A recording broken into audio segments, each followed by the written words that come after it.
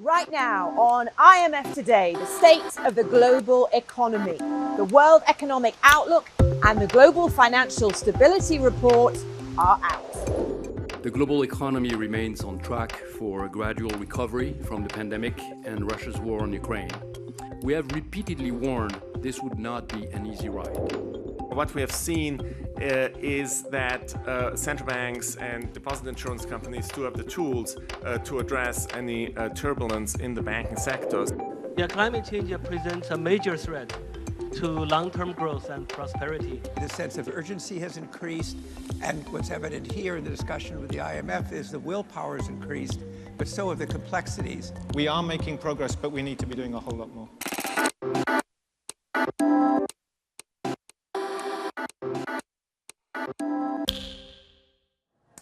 Good afternoon and welcome to IMF Today. I'm Amanda Walker and today is the big one, the much anticipated World Economic Outlook. Let's get straight to it. Here are the three main headlines. Now, persistent high inflation and financial sector stresses are impacting the outlook. Projected growth is 2.8% in 2023. It goes up a touch to 3% in 2024. In the medium term, global growth will remain at about 3% over the next 5 years. That's the lowest medium-term growth forecast since 1990.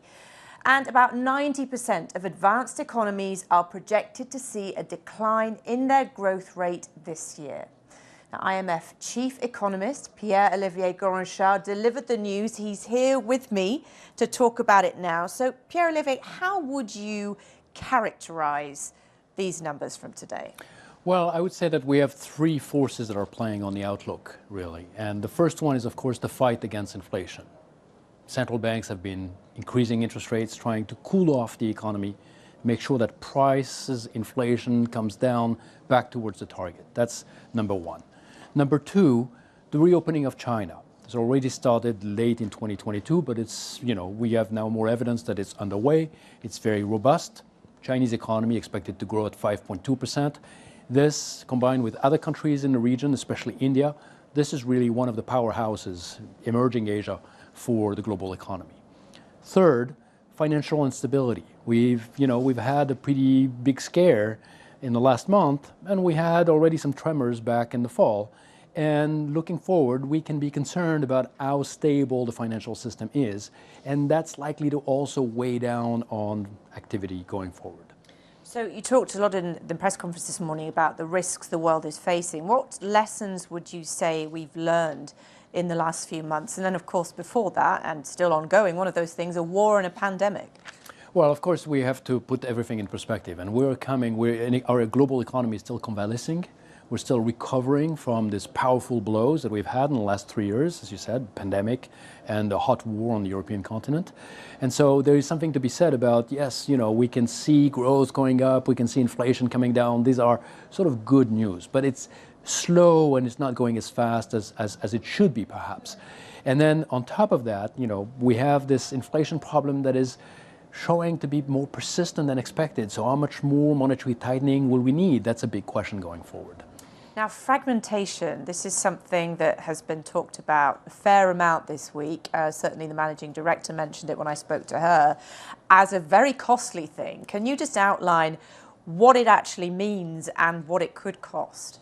Well, geoeconomic fragmentation refers to the fact that, we've had growing tensions in geopolitical tensions in the world between different countries or groups of countries. And of course, the war is accelerating some of these tensions and making them even stronger. And looking ahead, we can be worried about a world that would become fragmented into distinct economic blocs that would not do much business with each other. Now, to be clear, this is not where we are. We are still very integrated, much more than we've ever been. But we already see signs, and we have a chapter in our World Economic Outlook on direct investment. We have signs that increasingly so, direct investment is driven not so much by geographical proximity, which used to be the case, but by geopolitical proximity. Are we friends together, then we tend to invest together. If we're located nearby, but we're not friends, we're not necessarily investing a lot into each other's economies. And that is a concern going forward because that's a sign that this fragmentation could already be there. We do an exercise where we try to quantify the economic losses that would happen in a very extreme scenario where we would fragment completely with maybe a few countries left in the middle not taking sides. And the costs are very, very substantial, about 2% of world GDP. So this is sort of sounding the alarm that, this is not a path that we want to embark on. We want to make sure that we preserve an integrated economy, a diversified economy, a resilient economy, but not one that is balkanized in fragmented blocks that don't talk to each other. Okay. Pierre-Olivier Gourinchas, I know you're an extremely busy man this week, so thank you very much for your time. Thank you for having me. Now, that World Economic Outlook goes hand in hand with the Global Financial Stability Report. And stability is on a lot of people's minds with the recent news about Silicon Valley Bank and Credit Suisse, which has made a lot of people nervous. I spoke with the head of the Monetary and Capital Markets Department, Tobias, Adrian, and asked him what the biggest risks to global financial stability are right now. Monetary policy has been tightening for about a year and a half. In some countries it started even earlier. So interest rates have been increased and financial conditions have been tightening. That has triggered stress on certain financial institutions. We saw a dramatic stress in the US in March when the Silicon Valley Bank failed and Signature Bank also failed. And that was really triggered by these unrealized losses on the security portfolios of the banks. So the combination of having losses on the asset side and then deposits that were withdrawn very quickly triggered stress. This is one illustration of what can happen when interest rates are increasing, but there are many other pockets of vulnerabilities that could be triggered going forward, in particular if interest rates have to rise further as inflation surprises to the upside. So how is all this impacting ordinary people? So ordinary people are severely impacted by inflation. So the first order goal of central banks is to get inflation back down to target. Inflation is costly for everybody. People have to pay more for fuel, for food, but for everything else as well, housing, and consumption goods. So that is the first order goal for central banks, get inflation back down. But of course, to get inflation back down, economic activity has to be reduced. And this is why interest rates are increasing. So rising interest rates have also hit households. For example, mortgage rates have increased tremendously. If you buy a new house, your mortgage is going to be much higher today than it was 2 years ago. So in terms of finding solutions and way forwards, how important is consumer confidence in the banks, in the financial institutions? Trust is the foundation of finance, right? So banking has always been about maturity transformation, and it was inherently fragile for many centuries. This is why central banks were created, the Bank of England, the Federal Reserve, the Riksbank. They were created to make sure that the banks were not subject to those runs that we have seen. So this system works largely. However, when interest rates are increasing sharply, often real activity slows down, there are oftentimes recessions, and oftentimes there's financial stress. The financial stress could be revaluations of equities, like in 2000 when the tech bubble burst. It could be outright financial crisis, like the 2008 crisis, or it could be more contained crisis, like the savings and loan crisis. So spring meetings this week, obviously, getting heads together. What role can the IMF play in tackling all of this? What tools are available? The IMF is really at the core of the global monetary system. So for the vast majority of our membership, the kind of programs that we make available to countries is essential and oftentimes existential. So some countries have precautionary programs so that they have some insurance against any adverse shocks going forward. Those precautionary programs have proven very, very useful during COVID and since. And more countries are asking for these precautionary programs. Secondly, there are the standard programs that are going hand in hand with getting the macroeconomic policy back on track towards a more stable growth prospect going forward. And then thirdly, there are the loans for lower income countries. Those are concessional and they are really helping the poorest countries in the world. So the IMF is essential for the cohesion of the international monetary system. Okay. Tobias, Adrian, thank you so much for joining us on IMF Today. Lovely, thank you so much. Thanks. Just a few hours ago, the stage behind me was set for the first seminar of these spring meetings. The topic, climate finance and energy security. Now, the IMF estimates that $1 trillion a year is needed for renewable energy alone, but that it would pay dividends in terms of growth and jobs. During today's discussion, Tim Gold, the chief energy economist for the International Energy Agency, gave a clearer look at the big picture. Now, since 2021, that's increased. In our view, we're probably around $1.3, $1.4 trillion each year. And that's not just going into renewable power, but into infrastructure, into access to a degree, although we need to be doing much more, into efficiency, into clean fuels and all sorts of other technologies. And with new policies coming through by 2030, we think there'll probably be something like $2 trillion each year spent on clean energy transitions. But there are some caveats. And the main one is that if we are to get on track for a 1.5 degree stabilization, that 2 trillion needs to be closer to 4 trillion.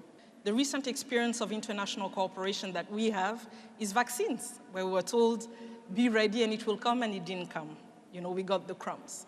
So the question is, for countries that are prepared, like Egypt, like Rwanda and others that are ready, that have done all the things that it had to do to contribute to the solution, where are the concessional financing windows that allow us to do what we want to do, not what we're told to do, what we want to do at scale and speed? And that's the main reason why we're here today, because we haven't received a clear answer to that. Kampeta Sayinzoga, who we just heard from, is here with me now. Kampeta, you're with the Rwanda Development Bank, and that last point that you just made, how confident are you that you're going to get your answer this week? Oh, I'm hopeful. Hopeful, okay. I think the theme of the spring meetings gives me that hope, and that's why we're here today.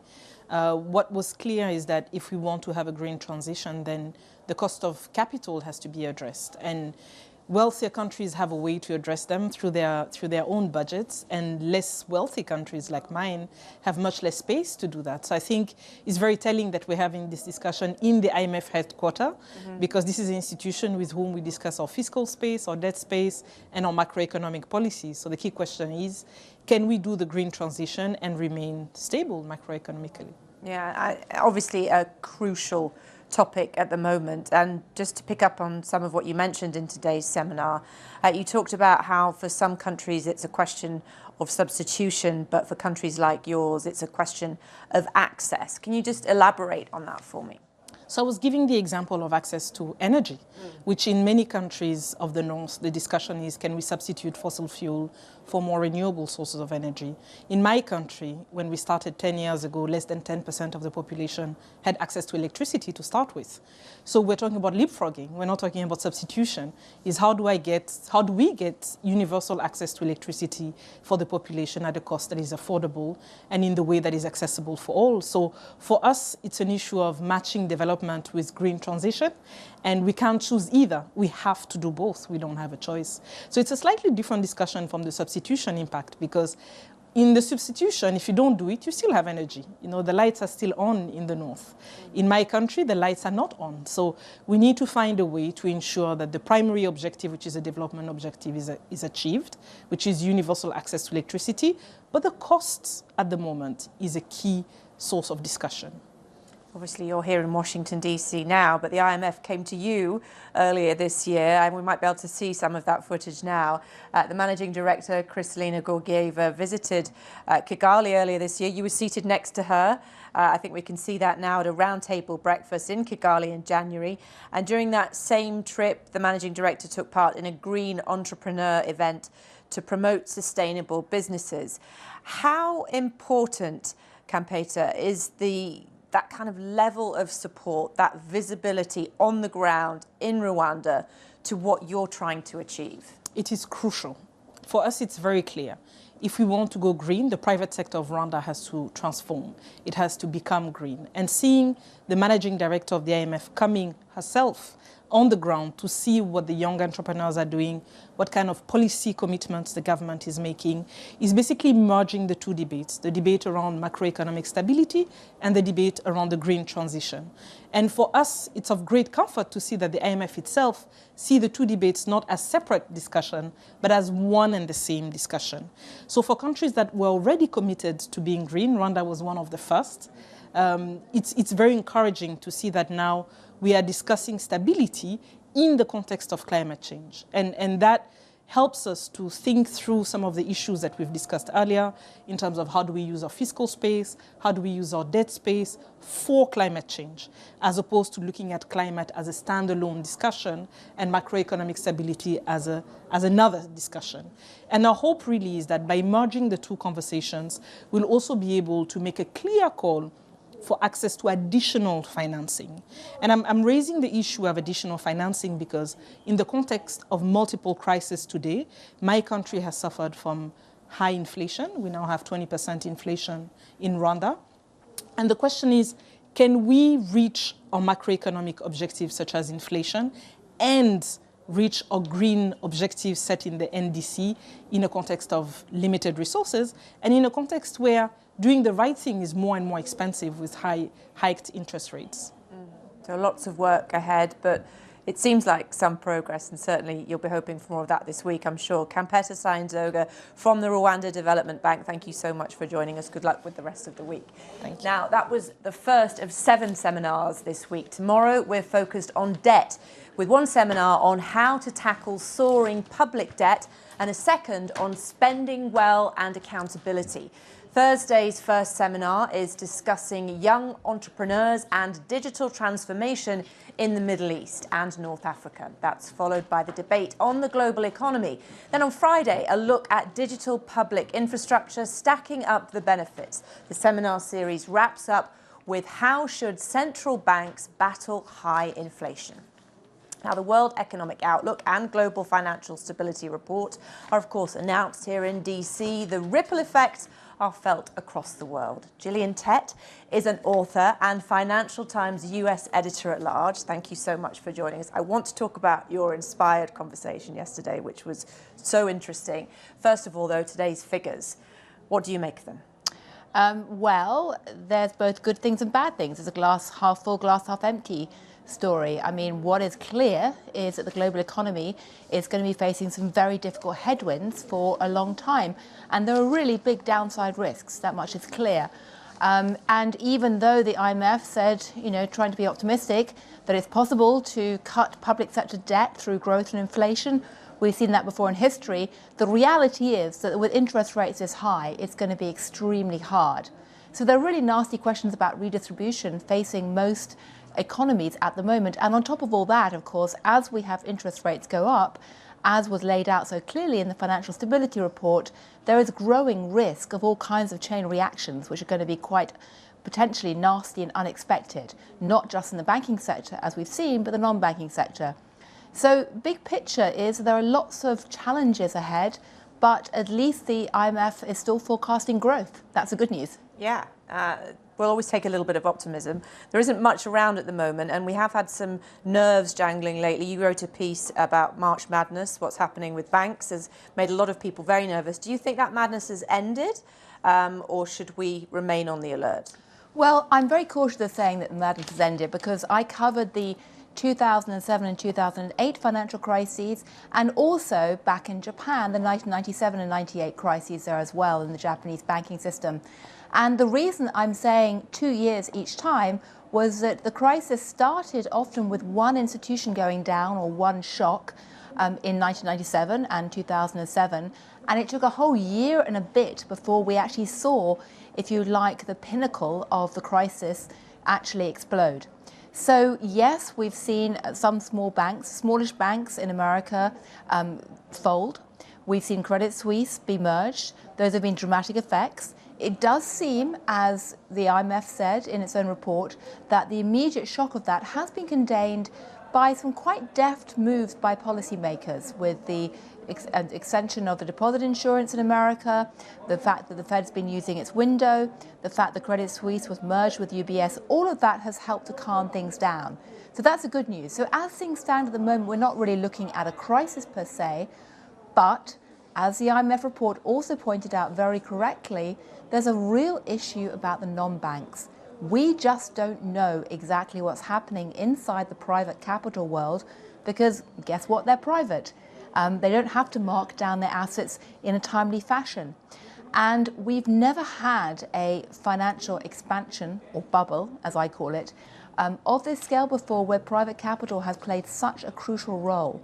And we're only going to find out in the next year or two what exactly has been happening in private capital and just how much pain there is still to come there. And that's concerning.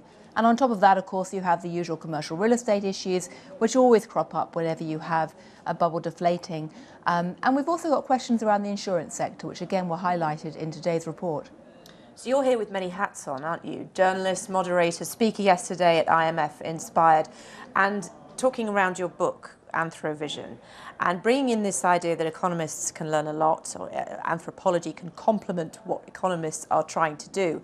Can you give me an example of that kind of thing? Because it was really fascinating talk about just looking a bit beyond the figures and how beneficial that can be. When I was an anthropologist back in the late 1980s, as my daughters, teenage daughters often tell me, I'm officially very old and middle-aged. Teenagers will do that.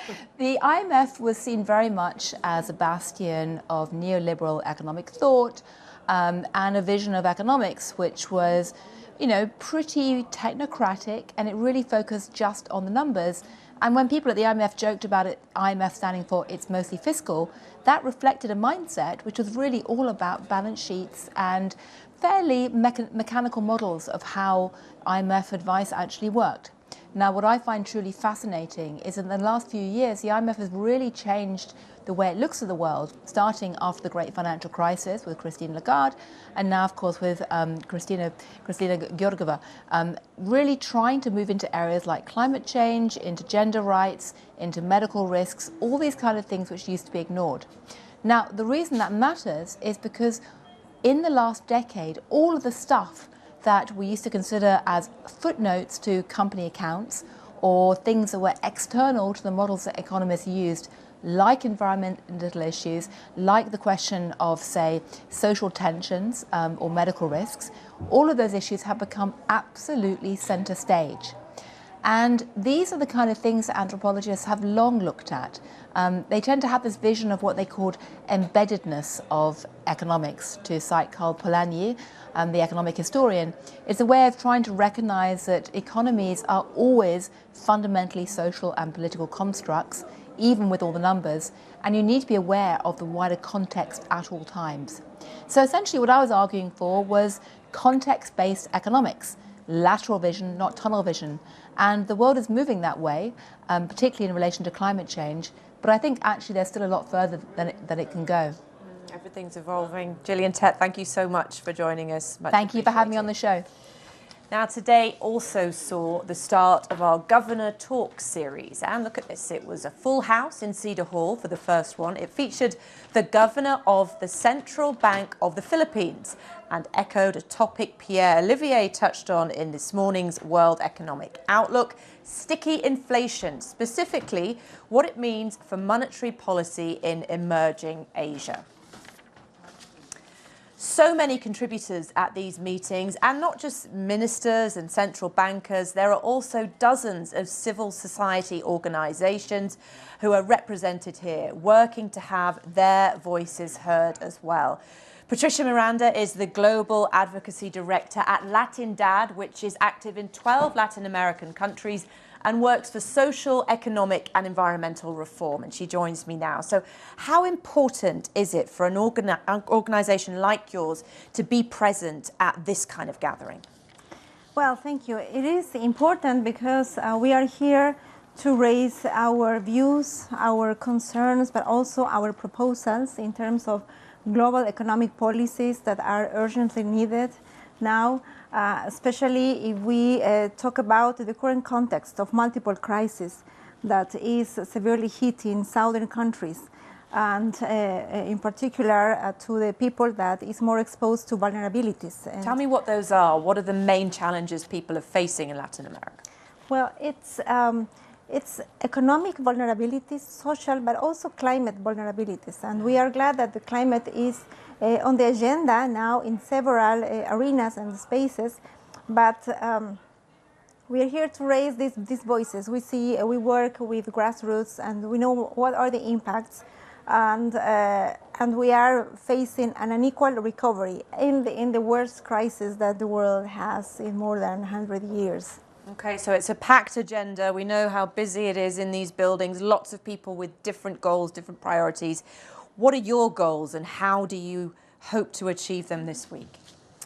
Well, the opportunity for us is to have the space to discuss and have an exchange with global decision makers, with the IMF, which are key to implement and establish global economic policies that are at the service of people. A new financial architecture is needed.